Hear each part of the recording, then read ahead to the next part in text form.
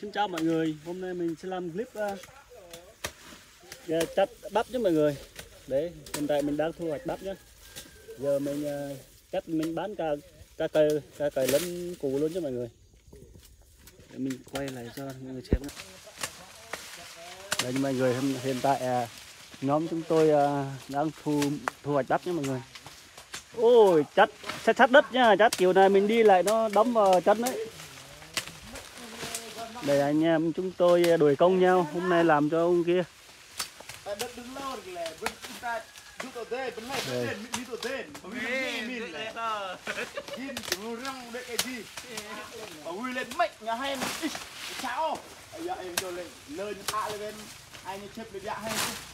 Đấy. Bây giờ thủ cả cây luôn nhé, thủ nguyên cả cây luôn. Ngày xưa người ta trồng bắp người ta bè thôi, người ta bè lấy cái củi bắp người ta bán, người sạc ra lấy hạt. Còn bây giờ thì người ta không cần phải làm vậy đâu nhé mọi người. Bây giờ người ta bán lẫn cả cây luôn, để đem ra máy đem ra máy để người ta xây ra máy để người ta cho đàn bò gì đó ăn nhé mọi người.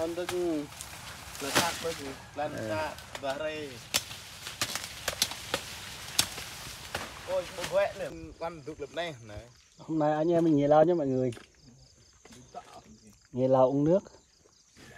Nghề lao tầm 5 phút nữa anh em tiếp tục đi làm. Để thấy anh em mình đông vui chưa?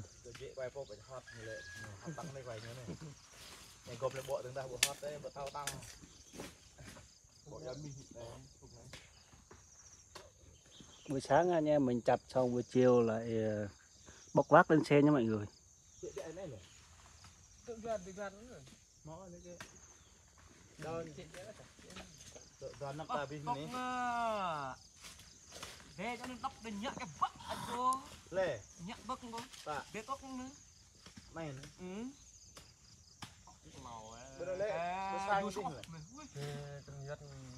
Cô bị lo tê rất cô đợi bác con sang cơ. Nó thì thế không nè.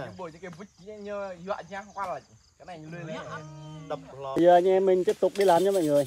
Hồi nãy mình nghề lao xong rồi. Giờ tiếp tục đi làm thôi. Để đây nhanh lên em, đi đi. Đi trước đi anh, đi sau anh quay.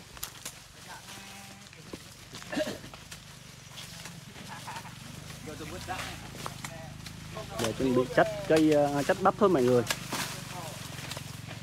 Đây em đi làm đây. Đây một cánh lúa nó rất đẹp chứ mọi người. Đấy, lúa đang trổ bông rồi nhé mọi người. Đây. Lúa nó quá đẹp luôn nha. Đấy, thấy rễ ông này thấy nó rất tuyệt vời chưa? Bên trên đây là trong bắp, dưới đây là trong lúa cho mọi người. Rất là đẹp luôn. Bên kia là cái nhà nhé. Đấy, ở đây hình như là số 7 hộ gì đó nhé mọi người. Thì nữa mình sẽ quay về những căn nhà đó như thế nào nhá. Bây giờ mình quay cắt cây bắp đã.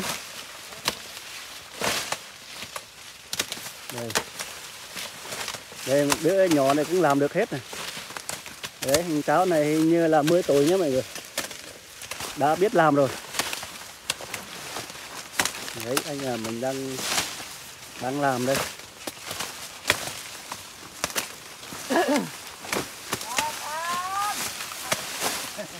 Rồi, đây ông chủ bắp đây. Em có hôm nay vứt cả phút nhiều thơm không? Cái thơm. Cái co vơ.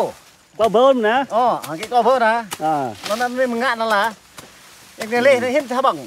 Nó có lê này, ta bằng ngay đây nè. Cái này bên lê ha vứt đây là. Này mẫu ta bằng này này lê nè. Sao không để như thế này mình bán chứ? Có giá chứ. Lê tắm này hết nè. Cái kia bán hết, bán nốt luôn phải không? Có hết ra thế nè. Phải cắt hết, bán hết luôn. Bán nguyên cả cây luôn nha mọi người. Đó. Nghe chủ rẫy nói là bán nguyên cả cây nó lời hơn nhé mọi người. Thế mình để từng bắp một là nó bán không lời đâu. Mình sạc ra thì cũng được bao nhiêu. Để mình bán nguyên cả cây nó có năng suất để kiểu là nó nặng hơn. Đấy, giờ anh em đang làm thôi nhá. Rồi xin tắt máy tí mình quay sau. Bây giờ anh em mình về nghỉ trưa chứ mọi người. Đây. Đi về nghỉ trưa đây. Đây. Cái nhà ở bên kia nhé mọi người.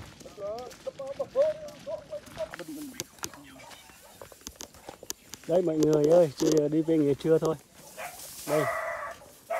Cái nhà của bà con ở đây nhé mọi người. Đó. Đây. Đây là cũng gọi là cái nhà nhé mọi người. Đây. Đây. Nhà ở đây gọi là nhà ở rẫy. Ở đây 7 đến 10 hộ nha mọi người. Đây xe cộ anh em mình đi làm đây.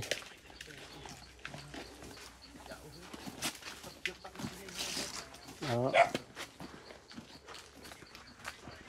Bây giờ mình sẽ vào ăn cơm tại nhà của ông chủ rẫy đây nha mọi người. Đây. Đấy, quay cho mọi người xem đây. Đây là chòi của chủ rẫy nha. Đó, tí nữa mình vào bên trong này, bên trong nhà này mình ăn cơm nhé. Bây giờ thay đồ đã. Đây là cái giếng để xách nước về rửa chân tay nha mọi người. Đây giếng này rất là ở trên cạn luôn. Đấy, sâu 1 mét thôi. Đấy, bà con ở đây lấy nước giếng này để sinh hoạt hàng ngày nhé mọi người. Nước không thiếu, không thừa nữa. Đấy, mình cái múc lên thao to xong là mình rửa chân tay. Tắm rửa đây luôn. Đấy. Thấy bà con ở trong rẫy thấy khổ khăn chưa mọi người. Đấy, xong làm đây ngập lại nha. Đây là cái bắp, kiểu là bắp nếp nhé mọi người, để họ để là làm giống á. Đây là bắp nếp này, bắp này rất là ngon luôn.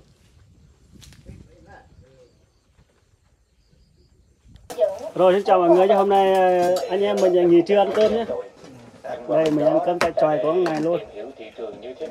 Anh đây là anh ở rẫy, anh ở cả năm luôn nha mọi người. Ít khi được về nhà lắm, bây giờ chủ yếu là ở chòi trên rẫy thôi. Đây là cái chòi, rồi là cái nhà cũng là cái nhà nhé.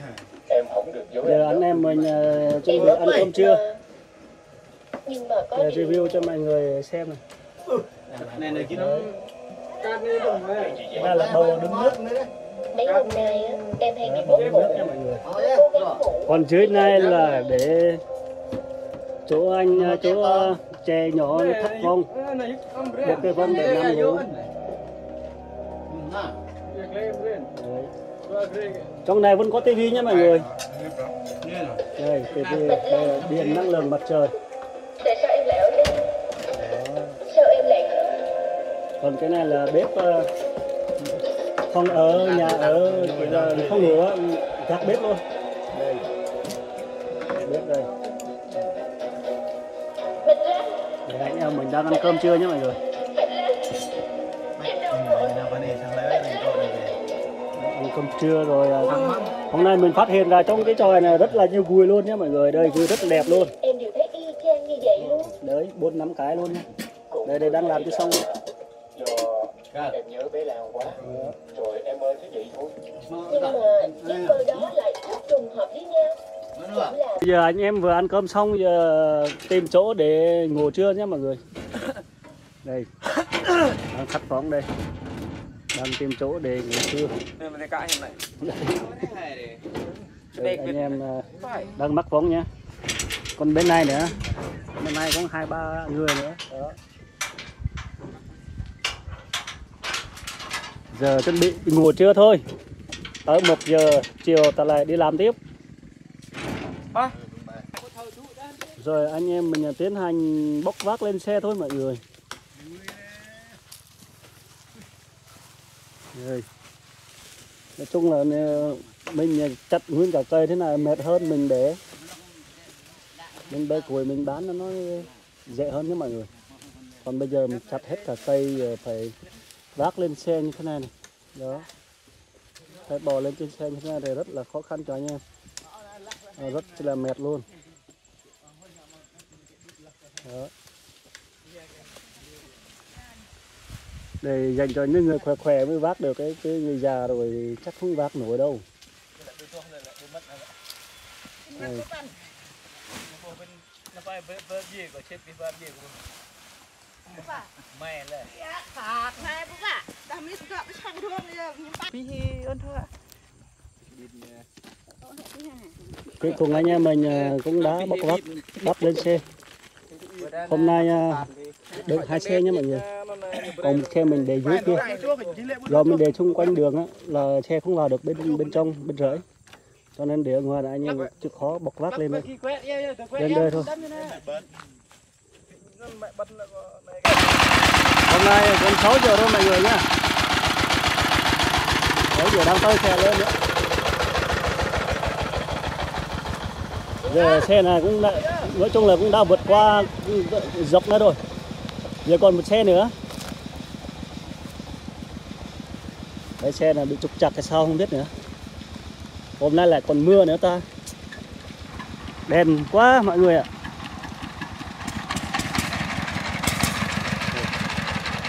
Mà trời cũng tối rồi. 5 giờ rưỡi rồi nhé mọi người.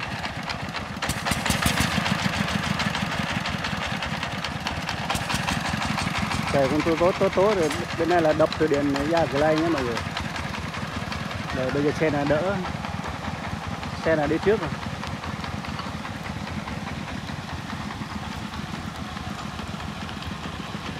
Xe này là tại sao?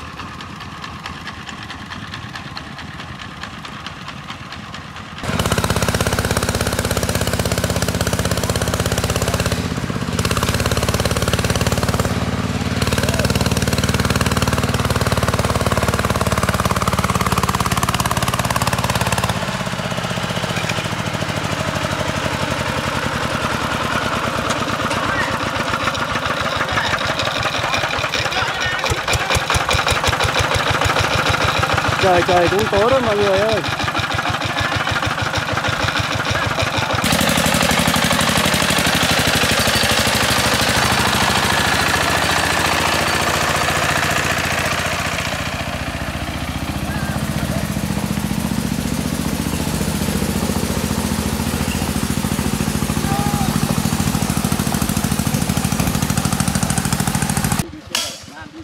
Hôm nay trời tối rồi mọi người ơi. Bây giờ trời cũng tối rồi mà xe mình vẫn chưa tới. Giờ đang tời dọc ngoài đường nha mọi người. Giờ đông cọc để tời lên nha mọi người. Giờ tối quá rồi. Rất tối luôn. Là xe đang nằm ở dưới kia. Trời rất tối luôn mọi người nha.